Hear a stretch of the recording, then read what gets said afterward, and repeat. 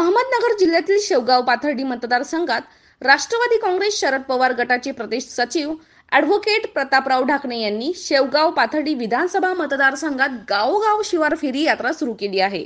2 जुलैपासून शेवगाव पाथर्डी विधानसभा मतदारसंघात मतदारसंघाच्या वाडी वस्तीवर जाऊन शेतकऱ्यांच्या अनेक समस्या जाणून घेतल्या। या शिवार फेरी दरम्यान बोधेगाव परिसरातील शेतात काम करणाऱ्या महिलांशी संवाद साधून त्यांच्या अडीअडचणी समजून घेतल्या आहे। ढाकणे यांनी सुरू केलेल्या शिवार फेरी यात्रेला जनतेतून प्रतिसाद मिळत आहे। कला पथकाच्या माध्यमातून केंद्र व राज्य सरकार शेतकरी विरोधी विषय मांडत असल्याने या यात्रेला ग्रामीण भागातून जनता पसंती देत आहे। रविवारी सायंकाळी बोधेगाव या ठिकाणी स्थानिक कला पथकाने केंद्र व राज्य सरकारच्या शेतकरी विरोधी धोरणासंदर्भात लोकगीतांच्या माध्यमातून जनजागृती करत आहे। मीडिया म्हणून तुम्ही साक्षीला आहेत। मी आज नाही तर गेली 30 वर्ष निवडणुकीसाठी कधी संपर्क ठेवत नाही। मी निवडणुकीच्या लक्ष ठेवून कधी प्रचार काम करत नाही। मी प्रत्येक निकालानंतर काही दिवस गेले की मी परत लोकात गेलेलो आहे। निवडणूक आणि राजकारण म्हणजेच राजकारण असं मी मानतो। तुम्ही राजकीय सामाजिक क्षेत्रात कार्यकर्ता म्हणून काम करत राहा। तुमच्यामुळे जर लोकांचे 4 प्रश्न सुटत असतील तर वेळ द्या, त्या माध्यमातून लोकांच्या अडचणी दूर करा। हे खरं राजकीय उद्दिष्ट असतं।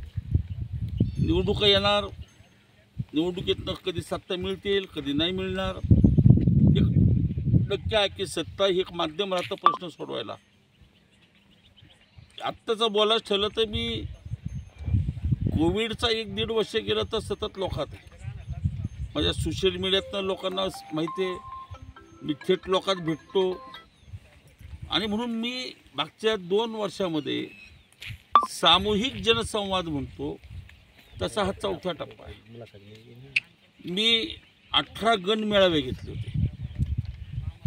18 मधले 4 पंचायत समिती गण हे राऊरी मतदारसंघात येतात, पण ते पाथर्डी तालुक्यात आहेत। त्या गणातसुद्धा मेळावे घेतले, कारण माझा उद्दिष्ट तो कोविड नंतरचा लोकांचे प्रश्न समजून घ्यायचा। मी 2रा टप्पा केला, गाव चलो घर चलो। मी पाथर्डी शेवगाव मतदारसंघातल्या त्यावेळेस प्रत्येक दारात गेलेलो आहे। सुमारे 10,000 कुटुंबांकडे संपर्क साधलेला आहे। त्यावेळेस तर काही निवडणूक नव्हती 2 वर्षापूर्वी। मी त्याच्यानंतर युवा संवाद केला। युवा संवाद यासाठी केला की मोठ्या प्रमाणात तरुण आत्महत्या करताना दिसले, निराशग्रस्त दिसत आहेत। त्या तरुण मित्रांना प्रोत्साहित करण्यासाठी, मार्गदर्शन करण्यासाठी मी युवा संवाद मेळावा घेतला। अमोल कोल्हेंच्या मार्गदर्शनाखाली मोठा मेळावा झाला 8-10 हजार मुलांचा। आणि आता मी हा शिवार फेरी म्हणून दौरा करतोय। आज ग्रामीण भागामध्ये गावांपेक्षा वस्त्या मोठ्या आहेत, गावाच्या भोवतालच्या वस्त्या वाढलेल्या आहेत। शेतीच्या सोयीसाठी, पाण्याच्या सोयीसाठी लोक रानात म्हणजे वस्त्यात राहायला आलेत। आणि मग वस्त्यावर फारसा संपर्क होत नसतो, पण जाणीवपूर्वक मी वस्त्यावरती जातोय। त्या वस्त्यावरती जात असताना रस्त्याचे प्रश्न दिसतात, लाईटचे प्रश्न दिसतात, कुठं सिंगल फेजचे विषय आहेत, कुठं कृषी पंपाचे विषय आहेत। आता या दौऱ्यात काही ठिकाणी प्रश्न आढळले, मी ते जागी सोडवले। आणि विशेष म्हणजे माझ्या माय मावल्या भगिनी या सहसा ग्रामीण भागातल्या महिला मंडळ हे गावात कुठं फारसं येत नसतं। ज्यावेळेस राजकीय कार्यक्रम असतील किंवा सामाजिक कार्यक्रम असतील, धार्मिक कार्यक्रम असले तर महिला येतात गावामध्ये। आता आमच्या महिला भगिनी सहसा गावात कार्यक्रमासाठी येत नसतात। आणि म्हणून महिलांचे प्रश्न आहेत, त्यांच्याही अडचणी समजून घेतल्या पाहिजेत।